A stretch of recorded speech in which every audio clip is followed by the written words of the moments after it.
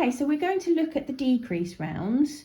The way the decreases are going to work on the sock is you're going to work one decrease round, one straight round, one decrease round, one straight round. And by straight round, I mean no decreases at all. That's totally fine. You've just got to work in your stripes or your pattern as well at the same time.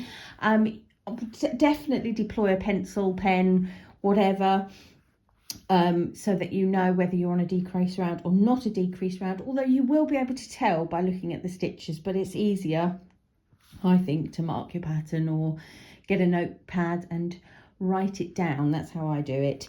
So how does a decrease round work? Let's go. We're going to start by starting our round at the marker, and my pattern on the stripy socks tells me to do one round in the main colour, and the main colour here is purple.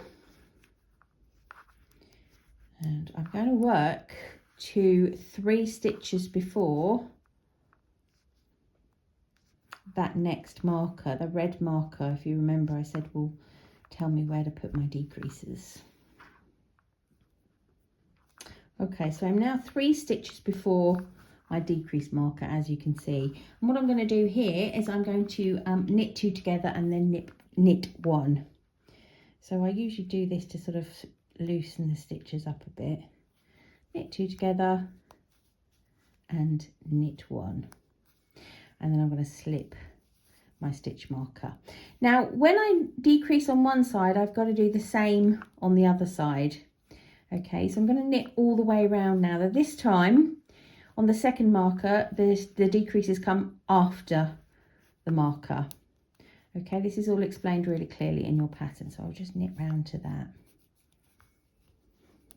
Right, I'm coming up to this second decrease marker, and this time I'm knitting right up to the marker, slipping the marker, knitting 1,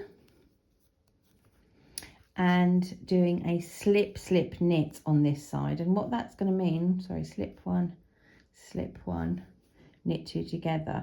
By deploying the knit 2 together on one side and the slip knit on the other, those decreases just slant in the correct direction and look really neat and lovely. Okay, so that's what my decrease round. I'm now going to work round to the beginning of, or the end if you like, of this round. So now I've done one decrease round, my next round that I knit all the way around is going to have no decreases in it. So I'm literally going to decrease on every other round until we have the amount of stitches remaining that we started with. So I started with 56, whatever you've started with, that's what you've got to get to. So you're just going to keep knitting and decreasing until you get there. Like I said, on every alternate round. So that is all you need to know for that bit. So what I'm going to tell you now is how to get back into working into pattern.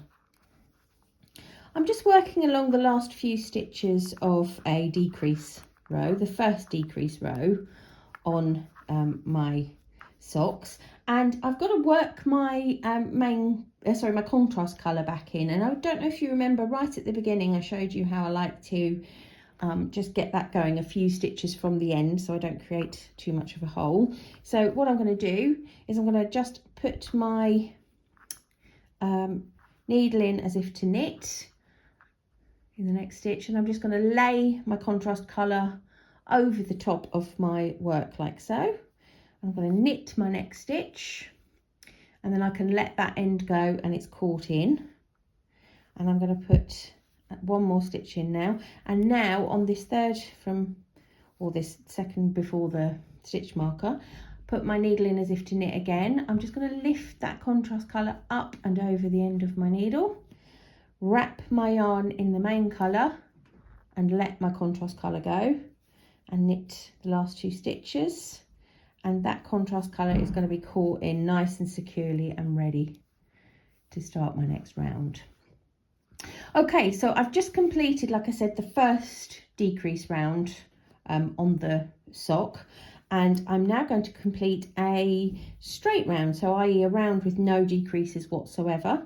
I'm going to hold the purple yarn to the left, pick up the green yarn, and then just start knitting. And all I've got to do here is do a straight round all the way around with the contrast colour.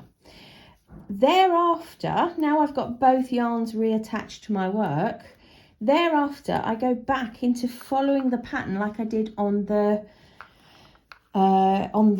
leg of the sock, which is to say I've got a note of how many rounds of each colour I should be doing, so you're completely familiar with that. The only thing to remember is that you are decreasing on every other round. So do make a note, use your notebook that came in came in the box. Can't speak. Use your notebook that came in the box, keep a note of it, however you need to do it. But you just need to work that in. So there's nothing different now to what you've done already on the leg. So I think you've got a lot more stitches at the moment, but they're going to come down as you decrease.